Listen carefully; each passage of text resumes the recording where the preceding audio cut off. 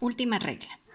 Sometimes y usually tienen una característica particular y es que ellos pueden ir tanto al inicio de una oración como al final de una oración. La oración dice, you run in the park. Tú corres en el parque. Si utilizo sometimes, puedo colocarle a sometimes al principio. Sometimes you run in the park. A veces tú corres en el parque. O también le puedo colocar al final. You run in the park sometimes. Tú corras en el parque a veces. Lo mismo pasa con usually. Si le pongo a usually primero quedaría usually you run in the park. Usualmente tú corres en el parque. O you run in the park usually. Tú corres en el parque usualmente. Esa es la característica que tiene sometimes y usually. Ahora vamos a ver qué pasa en la tarea. Mary goes shopping to the mall.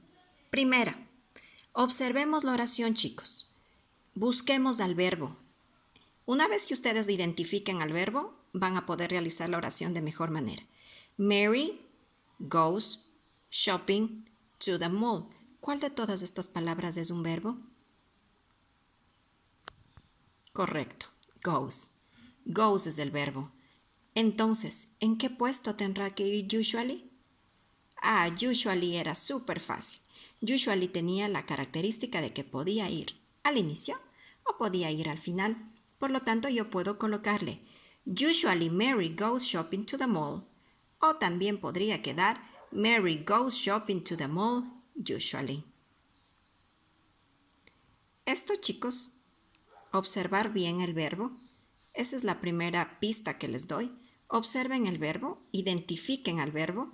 Una vez que ustedes identifiquen al verbo, van a poder saber en qué puesto tiene que ir el adverbio. Si antes o después. Aquí el verbo, Amalia helps her parents with her housework. ¿Cuál será el verbo?